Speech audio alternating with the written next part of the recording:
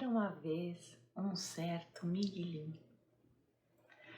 Essa história, Campo Geral, que é uma das novelas desse livro, Manazão e Miguelinho, do Guimarães Rosa, é o primeiro texto que a gente trabalha no nosso quadro Literatura Veste.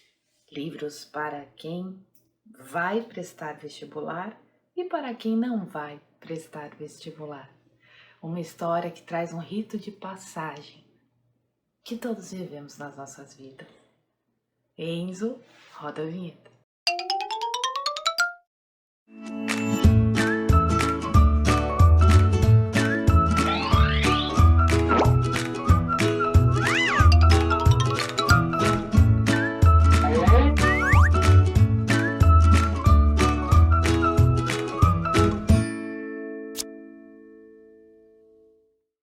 Livros para quem vai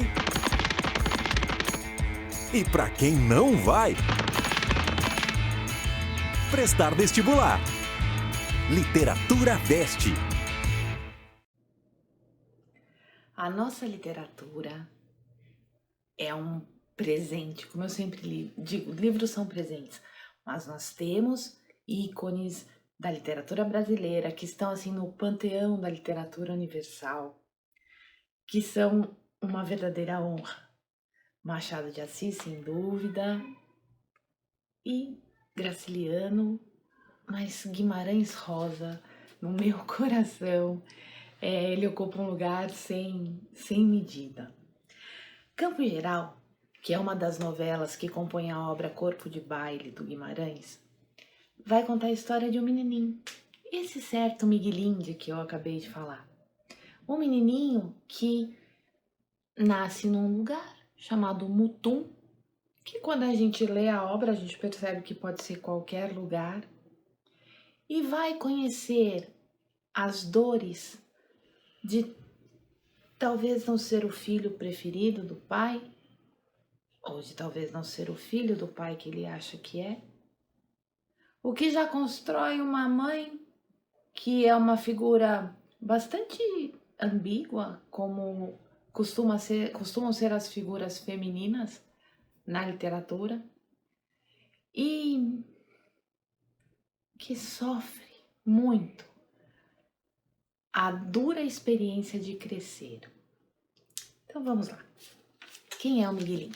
Miguelinho, como eu disse, nasce nesse lugar, que pode ser qualquer lugar, porque afinal, para Guimarães Rosa, o sertão é o mundo, o sertão está em qualquer lugar, o sertanejo é um indivíduo que somos nós, né, que é qualquer pessoa com suas dificuldades, com sua força, com suas dúvidas e com a sua sabedoria.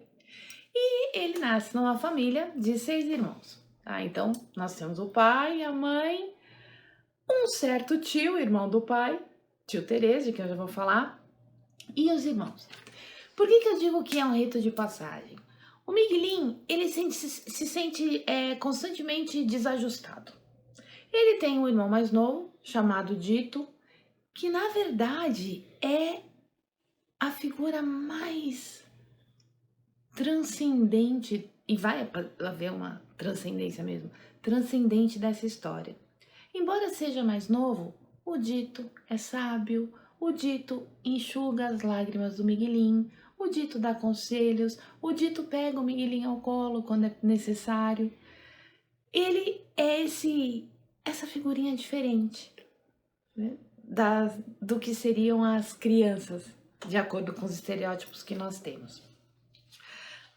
Nessa família nós temos 2 avós, e nessas avós a gente tem as representações do que seria um conservadorismo cristão, uma certa alienação com relação a isso, e uma terceira avó postiça, mãe Tina, que traz a ancestralidade da ascendência africana, né? A ancestralidade de matriz africana.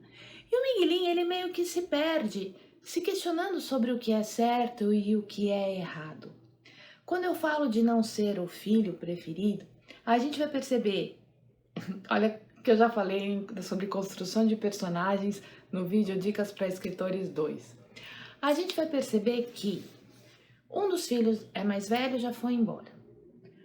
A outra é loira. O Os dois, Dito e Tomezinho, que são os mais novos, são arruivados como o pai, seu Bero. E Chica e Miguelin são morenos, como morena é a mãe e como moreno é o tio Terês, irmão do pai. Adria, tem um trecho em que há uma conversa do Dito com o Miguelin, que diz assim, ó, em nenhum momento do livro a gente vai ter uma afirmação, tá, da traição ou de um amor escuso ou de alguma coisa assim, mas a gente vê a aparência de cada um dos filhos. Vai ter uma treta enorme entre o pai e a mãe. Aí, pai está brigando com mãe, está xingando ofensa, muito, muito. Estou com medo, ele queria dar em mãe. Era o Dito, tirando por um braço. O Dito era menor, mas sabia o sério, pensava ligeiro as coisas. Deus tinha dado a ele todo o juízo. E gostava muito de Miguelinho. Quando foi a história da Cuca, o Dito um dia perguntou: quem sabe é pecado a gente ter saudade de cachorro? O Dito queria que ele não chorasse, ele, Miguelinho, mas por pingo de ouro, porque sempre que ele chorava, o Dito também pegava a vontade de chorar junto.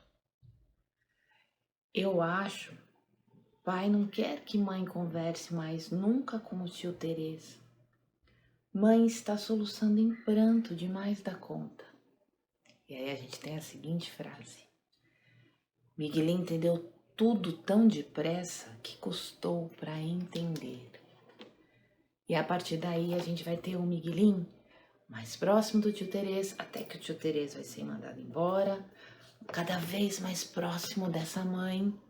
E depois que ele entende, mas ao mesmo tempo parece que não aceita, a gente percebe por que esse pai tem uma ojeriza do Miguelinho, que na verdade é o alvo eventual. Ele é a criança, ele não é o ato de onde a criança vem.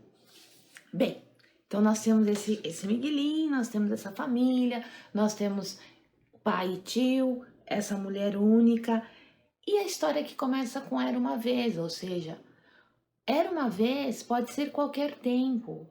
A história, ela tem essa coisa da temporalidade. E quando eu falo do Mutum, a gente chama esse tipo de construção de palíndromo. O que é um palíndromo? Se você ler Mutum da forma, do início para o fim, e é o mesmo Mutum.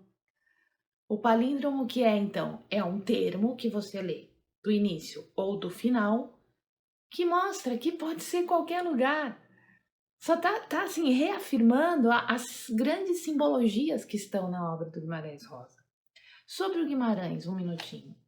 O Guimarães, ele nasceu em Cordisburgo, ele é mineiro, foi médico, foi diplomata, conhecia muitos idiomas, línguas clássicas como grego e latim, línguas modernas como inglês, alemão, e conhecia os falares do sertanejo. Eu tô falando aqui de sertanejo, indivíduo do interior, tá? Não é o sertanejo lá do Vidas Secas, não. O indivíduo do interior de Minas Gerais, que é uma Minas pujante, é uma Minas verde. E ele conhecia os falares, porque ele viajou por esse interior. Bem, quando ele escreve, ele constrói neologismos, que são termos que não existem na língua portuguesa e são usados para novas situações, mas ao mesmo tempo, às vezes ele usa termos que não são neologismos, são palavras de outros idiomas que ele traz para aquele contexto e que você não precisa de conhecer outro idioma para entender a mensagem. As novelas do Corpo de Baile são chamadas pelo Guimarães de poemas. E ele era uma figura assim tão iluminada, acho que é por isso que eu gosto tanto do Guimarães, que enquanto diplomata fora do Brasil, ele foi eleito para ocupar uma cadeira vaga na Academia Brasileira de Letras. E ele não voltava para a cerimônia, né, na qual ele receberia esse lugar. E aí ele não voltava e as pessoas não entendiam. Até que um dia colocaram na parede e falou: filho, se não voltar e assumir, não vai receber a cadeira. E aí ele vem para o Brasil e faz um discurso. E nesse discurso ele vai falar sobre Deus, sobre vida, sobre morte, sobre o bem e o mal. E ele fala uma frase que vai ficar muito pontuada em outros momentos e comentários da literatura. Ele diz que as pessoas não morrem, elas ficam encantadas. Enquanto aquela pessoa que fez a sua passagem, que morreu, que deixou esse mundo material, estiver dentro de você, é como um encantamento. Ela continua viva. Guimarães participa da festividade, assume a cadeira e tem um infarto 3 dias depois. Então existe toda uma aura em tudo que ele conta, em tudo que ele fala. O Grande Sertão Veredas é exatamente isso. Quem somos. Quem somos nós? O que é o bem e o mal? O diabo existe? O que é a vida e a morte? E numa personagem dupla, como a de Adorim, ele tem essa narrativa do Riobaldo olhando para aquela pessoa que ele acha que é um indivíduo, um jagunço como ele, porque ele sente um desejo que é reprimido naquele momento, afinal ele é macho. E depois a gente sabe que de Adorim tem os olhos tão verdes, tão cheios de segredos. Voltando aqui à história do Miguelin. Então, qual seria, o rito de passagem? É quando o Miguelin deixa a infância e se torna uma pessoa mais madura, né? Ele deixa de ser criança, não digamos que ele seja, a gente não pode dizer que ele se torna adulto, mas a gente fala dessa maturidade. Isso vem de novo na simbologia. Numa determinada circunstância, o dito vai morrer. Então a gente tem essa coisa da transcendência, o dito que era aquela alminha tão diferente, né? Aquele menino tão mais sábio e mais maduro e mais acolhedor que os outros. Então a gente tem essa coisa da passagem do dito, a dor do Miguelin, os ritos de passagem modificam as nossas vidas e crescer dói, passar de um momento para o outro dói. E a gente vai ter um momento em que chega uma pessoa de fora, a quem o narrador vai se referir como doutor, e essa pessoa de fora olha o Miguelin aperta os olhinhos para enxergar. Aí o doutor olha assim e fala, você não enxerga bem? O Miguelin não sabe o que é enxergar bem ou mal, porque a vida dele sempre foi assim, para ele ver as coisas ele apertava os olhos. Aí o doutor tira os óculos e coloca no Miguelin. Aí o Miguelin se ilumina e vê que aquele lugar é lindo, que as coisas são bonitas e nós percebemos que existem promessas nesse novo olhar do Miguelin. Então, esse moço oferece para a família, para a mãe do Miguelin, que ele poderia levar o Miguelin para a cidade, onde o Miguelin poderia estudar e tal. Então, a coisa dos óculos vem como uma simbologia de que havia uma visão nublada, uma visão que não era clara da vida que ele levara até então, e na passagem ele vai para um outro momento com a vida inteira para ele, mais maduro, mais tranquilo, sem aquele desajuste. A história é de chorar. Há vários momentos em que a gente se emociona. Há vários questionamentos, como eu falei, do que é a matriz cristã mais conservadora, do que são as matrizes de origem africana, do que é essa transcendência, do que é ser mais novo, mais velho, ser filho, não ser filho, ser biologicamente filho ou não, como é ser educado, como é educar e tantos outros questionamentos lindos que aparecem nessa história. Esse livro está no vestibular da FUVEST de 2023 e de 2024, ele permanece. E é uma história aqui, a cada nova leitura você tem uma história nova. Vou chamar agora a professora para resolver uma questão e fazer desse momento um Literatura Veste para nós. Se você ficou até aqui, já sabe um pouco, né, de como entrar aí nos caminhos roseanos e fazer essa leitura, dê seu like, comente, compartilhe e espera um pouco mais para você conhecer qual vai ser a abordagem da FUVEST, no caso, para esse livro. Minutinho só que a professora já vem. Vamos lá. Então, como a FUVEST pode cobrar da gente uma obra como essa? Bem, na prova de FUVEST 2021, a prova de 2020 para 2021, na segunda fase, houve a seguinte questão que vai aparecer aqui do lado, tá? Eu vou fazer a leitura para vocês. Sempre as questões de segunda fase todas as questões têm texto, todas elas, primeira, segunda fase, e sempre tem uma contextualização, qualquer que seja a disciplina. Então, no nosso caso, na literatura, um fragmento do livro e, na segunda fase, questões A e B. A questão A geralmente é uma questão mais ligada à forma e a questão B é uma questão mais ligada ao conteúdo. Então, vai aparecer aqui a questão, a gente vai dar uma olhadinha primeiro no texto. Só a Rosa era uma moça que trabalhava ali na casa do Miguelinho. Parecia capaz de compreender no meio do sentir, mas o sentimento sabido e um compreendido adivinhado. Porque o que Miguelinho queria era assim, como algum sinal do dito morto ainda no dito vivo, ou do dito vivo mesmo no dito morto. Só a Rosa foi quem uma vez disse que o dito era uma alminha que via o céu por detrás do morro, e que por isso estava marcado para não ficar muito tempo mais aqui.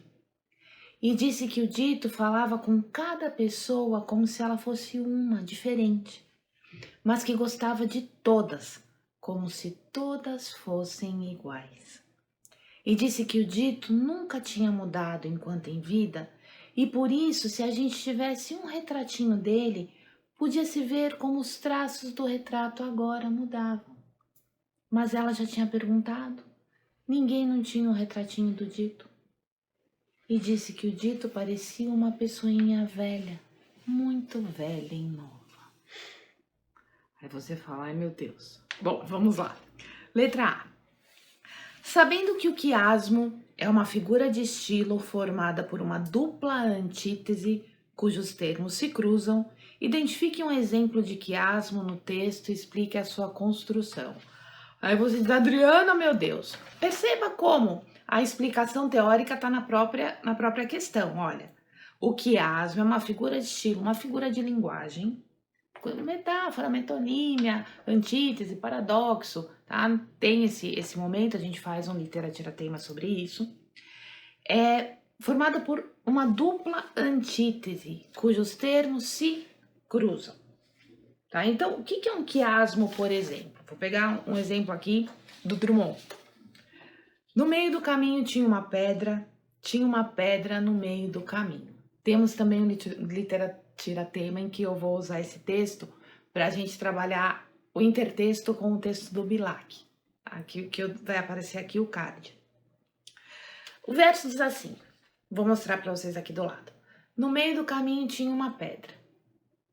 No verso seguinte, teremos tinha uma pedra no meio do caminho. É uma equação. No meio do caminho tinha uma pedra. Tinha uma pedra no meio do caminho. Percebe o cruzamento? Isso é um quiasmo. Aí quando a gente volta ao texto, o fragmento diz assim, algum sinal do dito morto ainda no dito vivo, ou do dito vivo mesmo no dito morto. De novo, olha aqui, vamos lá para a equação. Algum sinal do dito morto no dito vivo, ou no dito vivo mesmo no dito morto. Quiasmo. Duas antíteses, porque é contraditório. Como assim? Né? Dito vivo no dito morto no dito vivo. Estranho, não dá, é contraditório. Mas o que importa mesmo é esse movimento que o quiasmo propõe. Então, a sua resposta, o quiasmo está no trecho, abre aspas, copia esse trecho que eu citei e fecha aspas. Questão A. A questão B, conteúdo. Nas palavras do crítico Paulo Ronay, O escritor Guimarães Rosa sonda suas personagens num momento de crise, quando, acuadas pelo amor, pela doença ou pela morte, procuram desesperadamente tomar consciência de si mesmas e buscam o sentido de sua vida. Então, em Guimarães, as personagens procuram tomar consciência de quem são e buscar o sentido da vida. Coisa pouco e fácil, né? Mas vamos lá. Como a ausência de Dito desperta a inquietação de Miguelin? Miguelin já era inquieto. A gente viu isso, né, no comentário. Ele já sentia que tinha alguma coisa errada, tinha um certo desajuste e tal. Mas o Miguelin vai amadurecer pela vivência do luto. Quando eu li aquele trechinho, né, de quando o Dito comenta que a mãe está brigando com o pai e tal, o Dito tá falando pro Miguelin sobre uma cadela que o Miguelin perdeu, uma cadela que morreu, a Cuca Pingo de Ouro. E até o Dito fala, será que não é pecado? Na verdade, o Dito não tá se perguntando sobre o pecado em si, mas ele quer abraçar o Miguelin, pro Miguelin esquecer e não chorar. Ali, naquele trecho, a gente já percebe esse Miguelin que tem lá a sua crise, né? E quem sou eu? Eu sou filho de quem? Eu não sou? Eu entendi tudo porque o pai tá batendo na mãe e tal. O Miguelin vai interferir nesse momento, ele vai acabar apanhando demais também. Mas ele precisa viver o luto da cadela e principalmente o luto do irmão para ele conseguir chegar ao momento em que ele vai ver o mundo de uma forma diferente, porque ele está pronto, ele está mais maduro. E vem a simbologia dos ovos. Adriana, qual é a resposta então? Veja, como a ausência de Dito desperta a inquietação de Miguelin.